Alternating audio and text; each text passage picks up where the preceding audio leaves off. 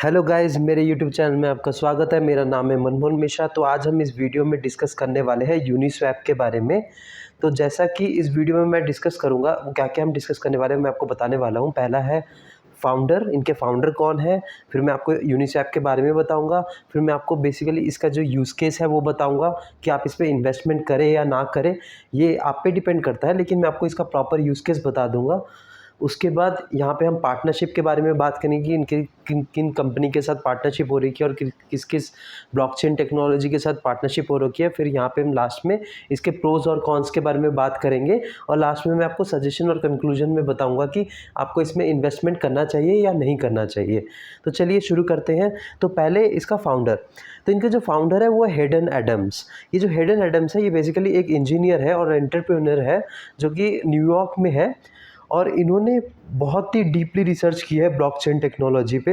कहा जाता है कि इन्होंने 2015 से लेकर 2018 तक बहुत हार्ड वर्क किया है और इसी पे ही रिसर्च किया है ब्लॉकचेन टेक्नोलॉजी पे। उसके बाद 2018 2 नवंबर 2018 में ये इन्होंने यूनिस्वैप को लॉन्च किया था। तो बेसिकली अब मैं आपको यूनिस्वैप के बारे में बता दूं। बेसिकली आपको पता है ये एक डिजिटल करेंसी है और ये एक सेंट्रल कंट्रोल और सेंट्रल अथॉरिटी से एकदम फ्री है, क्योंकि ब्लॉकचेन टेक्नोलॉजी पे काम करता है और ये डिसेंट्रलाइज करेंसी है। कोई गवर्नमेंट या फिर कोई भी चीज़ इसको कंट्रोल नहीं कर सकता। ये वर्चुअल करेंसी है और इसको आप एक्सचेंज कर सकते हैं कैश के फॉर्म में। तो हम इसके मेन मुद्दे की बात पे आते हैं। जो मेन है इसका यूज़ केस। तो इसका यूज़ केस क्या है? पहला है डिसेंट्रलाइज ट्रेडिंग प्रोटोकॉल। बेसिकली ये एक डिसेंट्रलाइज ट्रेडिंग प्रोटोकॉल है। तो सबसे पहला पॉइंट आप ये जान गए कि इस टोकन को आप ट्रेडिंग के लिए यूज़ कर सकते हो। ट्रेडिंग मतलब एक्सचेंजेस के लिए। Second point, automated trading of DeFi tokens. So DeFi क्या होता है? Decentralize finance token. तो इसको आप as a decentralize finance token को भी की तरह यूज़ कर सकते हैं। वो कैसे यूज़ कर सकते हैं अभी मैं आगे आपको बताने वाला हूँ। तो थर्ड पॉइंट, इसका जो सबसे बड़ा मेन फीचर है, automated market making protocol on Ethereum blockchain. ये इथेरियम ब्लॉकचेन पे काम करता है और ये इसका जो मेन एम है वो है ऑटोमेटेड मार्केट मेकिंग प्रोटोकॉल पे, मतलब एनहांस करना इनका जो मेन टेक्नोलॉजी है। तो ये बेसिकली होता क्या है ऑटोमेटेड मार्केट मेकिंग प्रोटोकॉल? मैं आपको बताता हूँ। होता क्या है कि अभी आपने एक रिसेंटली सुना होगा जो इथेरियम का है, उनका जो प्रोजेक्ट है वो है स्मार्ट कॉन्ट्रैक्ट के रिलेटेड। तो बेसिकली ये स्मार्ट कॉन्ट्रैक्ट ही है एक टाइप का। तो ये क्या है कि इसको ऑटोमेटेड फॉर्म में काम करता है। मतलब जैसे कि मान लीजिए मैं आपको एक अच्छे से एग्जांपल दे देता हूँ। अभी यूनिस्वैप की वैल्यू है आप नीचे देख सकते हैं 11 पॉइंट में इसकी ₹363। मान लीजिए कि अभी कोई स्टॉक की वैल्यू चल रही है जो जिसकी भी 363 रुपीज़ ही है। तो आपका क्या है, अगर आपने यहाँ से ऑर्डर कर दिया डीफाई ये ऐप से, मतलब यूनिस्वैप से, आपके पास एक यूनिस्वैप है, तो आप उसको एक्सचेंज करना चाहते हैं विथ दैट पर्टिकुलर स्टॉक, मतलब चाहे वो टाटा का स्टॉक हो या अंबानी का स्टॉक हो, तो आप उसको ऑर्डर कर देते हैं, तो वो ऑटोमेटिकली ऑर्डर होके एग्जीक्यूट हो जाता है और आपके अकाउंट से यूनिस्वैप कट जाते हैं और आपके जो स्टॉक है वो इस तरफ आ जाता है। तो बेसिकली ये मैं आपको एग्जांपल दे रहा हूँ। ये फ्यूचर में ये लोग इस पे इम्प्लीमेंट भी करेंगे। अभी बेसिकली इस पे इम्प्लीमेंट नहीं हुआ है। जो नॉर्मली मैं आपको बता रहा हूँ कि जो नॉर्मल अभी जो इम्प्लीमेंट इस पर कर सकते हैं वो क्रिप्टो के बीच में ही हो रहा है। मतलब अभी जो फाइनेंस डिसेंट्रलाइज फाइनेंस जो ऐप जो ये फंक्शनैलिटी है ये क्रिप्टो के बीच में ही हो रहा है। तो मैंने आपको स्टॉक का एग्जांपल दे दिया, लेकिन आप क्रिप्टो से भी एक्सचेंज कर सकते हैं, लेकिन ऐसा अभी नहीं है। ये फीचर अभी आया नहीं है, ये फ्यूचर में आ सकता है। लेकिन अभी के जो फीचर है वो है कि अभी इसकी जैसे एक वैल्यू 363, तो आप इसको एक्सचेंज कर सकते हैं इथेरियम। तो उतने ही जितने यूनिस्वैप होंगे उसके हिसाब से आपकी इथेरियम की जो वैल्यू होगी उतना आपको मिल जाएगा ऑटोमेटिकली एग्जीक्यूट होके। आपने जो टाइम सेट करा होगा या फिर आपने अभी ही एक्सचेंज कर रहे हैं तो अभी की वैल्यू पे ही मिल जाएगा। तो ये होता है स्मार्ट कॉन्ट्रैक्ट। तो बेसिकली ये इसी पे काम करता है और ये ऑटोमेटेड फॉर्म में है, तो ऑटोमेटिक ही काम कर रहा है, तो आप जान सकते हैं। चौथा point, it utilizes a factory or registry contract that deploys a separate exchange contract for each ERC20 token. तो बेसिकली ये जो पहले आपको मैं बता देता हूँ ERC टोकन 20 टोकन है क्या। नीचे नोट में आप देख सकते हैं। And ERC20 token is a standard used for creating and issuing smart contracts on the Ethereum blockchain. तो बेसिकली ये एक स्टैंडर्ड टोकन की तरह यूज़ किया जाता है, ये जो ERC-20 है। तो इसको किस लिए यूज़ करा जाता है, जो मैंने आपको भी बताया, स्मार्ट कॉन्ट्रैक्ट के लिए, और वो किस पे, इथेरियम ब्लॉकचेन पे। तो smart contract can then be use to create smart property और tokenize assets that people can invest in ERC, that people in invest in। So ERC, तो इसमें ये कह रहा है कि जो आप ये टोकन को यूज़ कर सकते हो अपना स्मार्ट प्रॉपर्टी के एक्सचेंज करने के लिए, मतलब ये एक टाइप का एसेट ही है, ठीक है। तो ERC क्या, इसका मीनिंग क्या होता है, ERC जो 20 लिखा हुआ है, ERC मतलब Ethereum request for comment, and ERC-20 standard was implemented in 2015। तो बेसिकली एक टाइप का डमी टोकन क्रिएट किया गया है जो कि इथेरियम की वैल्यू है, और ये एक्सचेंज पे ही काम करता है, और ये स्मार्ट कॉन्ट्रैक्ट पे ही काम करता है, और ये इथेरियम ब्लॉकचेन पे ही काम करता है। तो ये आप बेसिकली इसी कॉन्सेप्ट को यूनिस्वैप यूज़ करता है। तो आप जैसे जान पा रहे होंगे। अब 5th पॉइंट मैं आपको बताता हूँ, this exchange contracts can hold a reserve of ETH and their associated ERC-20।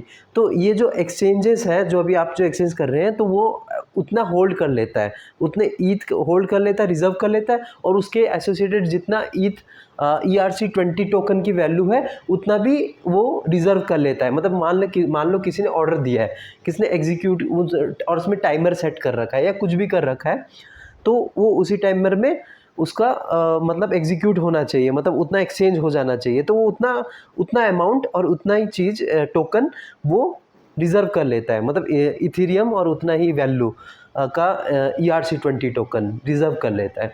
तो this allows trade between relative supply. तो ये ट्रेडिंग, तो ये बेसिकली लिक्विडिटी में बहुत ज़बरदस्त काम आ रहा है, क्योंकि आप देख रहे हैं कि ये कोई dummy coin, dummy token create कर रखा है, और उसी में ही ये हो रहे हैं, मतलब ट्रांजैक्शन हो रहे हैं और एक्सचेंजेस हो रहे हैं। तो आप देख सकते हैं कि इसकी कितना यूज़ केस बहुत अच्छा है इसका। तो 7वां पॉइंट में देख सकते हैं, exchange contract are link through the registry allowing for direct ERC-20 to ERC-20 trade between any token using ETH as an intermediate and it's like a smart contract. तो जैसे कि मैंने आपको बताया, ERC-20 टोकन को ट्रेडिंग के लिए use करते हैं, और वो इथेरियम ब्लॉकचेन में ही काम करता है, और इथेरियम को एज ए इंटरमीडिएट यूज़ करते हैं। तो बेसिकली ये लिक्विडिटी पे ही फोकस है इसका, ताकि मतलब इनका मेन क्या है कि इथेरियम का क्या है, डिफरेंस क्या है, इथेरियम में स्मार्ट कॉन्ट्रैक्ट पे काम कर रहा है, तो इन्होंने उसी कॉन्सेप्ट को ना अच्छा बना रहे हैं, मतलब उसी को ऑटोमेटेड को सिस्टम को बहुत तगड़ा बना रहे हैं, और वो एक ERC-20 टोकन को एज ए इंटरमीडिएट यूज़ कर रहे हैं, ताकि लिक्विडिटी हो सके, मतलब लिक्विडिटी की जो प्रॉब्लम है वो रिजॉल्व हो सके थ्रू रिजर्व्स, तो ये सबसे तगड़ी इसकी फंक्शनैलिटी है। जो इसका जो मेन एम है, 8th पॉइंट में आप देख सकते हैं, to create a new market, एक नया मार्केट करना। तो आप इसका और भी फीचर्स आ सकते हैं, P2P मनी ट्रांसफर, आप ट्रांसफर एक्सचेंज कर सकते हैं, अल्टरनेट पेमेंट टू करेंसी। तो अभी जो इसकी करंट वैल्यू आप देख सकते हैं, प्रेजेंट वैल्यू जो है वो 363 रुपीज़ है। तो आप देख सकते हैं कि ये बहुत डंप हो रखा है। बीच में इसकी वैल्यू गई थी 900 रुपीज़, 800 to 900 रुपीज़ थी। उसके बाद फिर अचानक से नीचे आके 600 रुपीज़ के पास आई, वहाँ पे लंबे अरसे तक रहा। लेकिन बाद में क्या हुआ कि आपने बीच में जो न्यूज़ आई इंडिया की टैक्स लगाने की, तो फिर डंप हो गया और 363 रुपीज़ पे अभी आ रखा है। तो इनकी जो सप्लाई है, ये सबसे खास बात है। आप देख सकते हैं मैक्स सप्लाई 12 पॉइंट में इतनी, मतलब ये लिमिटेड है। तो जो चीज़ लिमिटेड होती है ना, वो बर्न भी होती है। जितने ट्रांजेक्शन होते हैं जितने ट्रांजेक्शन होते हैं इनके, उतने ही बर्न होते हैं, ठीक है ना। तो जितने बर्न होंगे, इसकी सप्लाई कम होगी तो डिमांड ज़्यादा बढ़ेगा, और इसकी जो वैल्यू है वो बढ़ जाएगी। तो मेरे हिसाब से इस पे इन्वेस्टमेंट बहुत तगड़ा है, क्योंकि ये जो बंदे हैं ना, ये बहुत एक्टिव है, हेडन एडम्स, और इनका जो एक कॉन्सेप्ट है बहुत तगड़ा है। मतलब ये इथेरियम के जो कॉन्सेप्ट है उसको थोड़ा एनहांस कर रहे हैं। मतलब आप समझ पा रहे हैं कि इन्होंने एक नया आइडिया निकाला है, ताकि लिक्विडिटी जो प्रॉब्लम है वो रिजॉल्व हो सके, और स्मार्ट कॉन्ट्रैक्ट पे बेसिस पे ही चलेगी। क्योंकि और जो इथेरियम का प्रोजेक्ट है वो फुल्ली फोकस्ड स्मार्ट कॉन्ट्रैक्ट पे है, और सेकंड Web3 प्रोजेक्ट पे है। ये दोनों इंपॉर्टेंट प्रोजेक्ट है, और इसमें यूनिस्वैप जो है वो एनहांस कर रहा है इथेरियम के प्रोजेक्ट को। तो आप देख सकते हैं कि ये प्रोज लास्ट में हम प्रोज और कॉन्स के बारे में बता दूं कि इसमें कोई मिडिल मैन इन्वॉल्व नहीं है, क्योंकि ये आपको पता डिसेंट्रलाइज प्लेटफॉर्म में काम करता है, तो आप डायरेक्टली एक्सचेंज कर सकते हैं। तो ऐसे भी लिक्विडिटी अच्छी रहेगी अभी जैसे मैंने आपको बताया।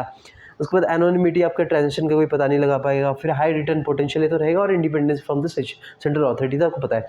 अब कॉन्स में किसका क्या है, कॉन्स क्या है कि अदर वॉलेटिलिटी तो है ही, और कोई गवर्नमेंट का कोई रेगुलेशन नहीं है, तो कोई भी क्रिप्टो अपने कहीं पे आपने ट्रांसफ़र कर दिए तो वापस आ नहीं सकते, क्योंकि कोई रेगुलेट ही नहीं हो रहा है, वो गया गया। तो और ये रिवर्सिबल जैसे बताया, वापस नहीं आ सकते। क्रिमिनल एक्टिविटी बहुत ज़्यादा है। फिर no centralize power involve in this, so ये रिस्की है।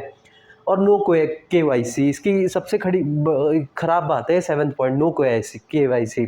तो इसमें जब आपका कोई KYC ही नहीं होगा, मतलब आपको कोई डिटेल ही नहीं मांगता। आप जब आप यूनिस्वैप की वेबसाइट में जाएंगे तो वहाँ पे आप डायरेक्ट एक्सचेंज कर सकते हैं। अगर आपके पास एक यूनिस्वैप है, अगर आप एक्सचेंज करना चाहेंगे कि उसके साथ क्या नाम, इथीरियम के साथ, या वो जितना वैल्यू है वो आपको कन्वर्ट करके आपके यूनिस्वैप वैलेट में दे देगा, आपको उतना एग्जीक्यूट करके दे देगा जितना उसका वैल्यू है।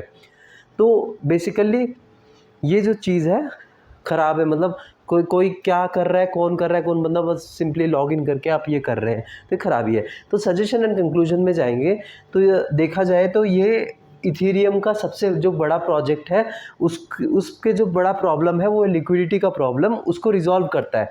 जब ये स्मार्ट कॉन्ट्रैक्ट जब इम्प्लीमेंट हो रहा है, और इसको मतलब अभी तो क्रिप्टो वर्ल्ड में स्मार्ट कॉन्ट्रैक्ट पे काम कर रहे हैं जो डायरेक्ट एक्सचेंजेस हो जा रहे हैं, बाद में फ्यूचर में ये स्टॉक एक्सचेंज पे भी काम आ जाएगा। ये कितने प्लेटफॉर्म में चलेंगे, अभी जो है वो अभी तो लिमिटेड है। फ्यूचर में जब सारी चीज़ें ब्लॉकचेन एज ए प्लेटफॉर्म आप यूज़ करेंगे, तब आप देखेंगे कि मतलब ये सब चीज़ें इम्प्लीमेंट होगी, तो सब में इम्प्लीमेंट होगी, सिर्फ क्रिप्टो में ही इम्प्लीमेंट नहीं होगी, कई चीज़ों में आपको स्मार्ट कॉन्ट्रैक्ट इम्प्लीमेंट होगी। तो इसलिए मैंने आपको एग्जांपल दिया था उसका। लेकिन अभी ये चीज़ें नहीं हुई है। और आपको यहाँ पे पार्टनरशिप के बारे में बता दें, मूनपे और मैटिक, तो आप जानते हैं कि दोनों तगड़ी कंपनियाँ वो बिलीव करते हैं, तभी तो पार्टनरशिप बन रखे हैं। तो ये अगर आप देखा जाए तो इस पर इन्वेस्टमेंट बहुत अच्छा रहेगा अगर आप लॉन्ग टर्म लेके चलें, तो ये लॉन्ग टर्म में बहुत अच्छा कॉइन माना जाता है, और ये टॉप 100 में तो आता ही है। तो मेरे चैनल को सब्सक्राइब ज़रूर करिएगा, और ये मेरा इंस्टा चैनल है, इसको फॉलो ज़रूर करिएगा। Thank you.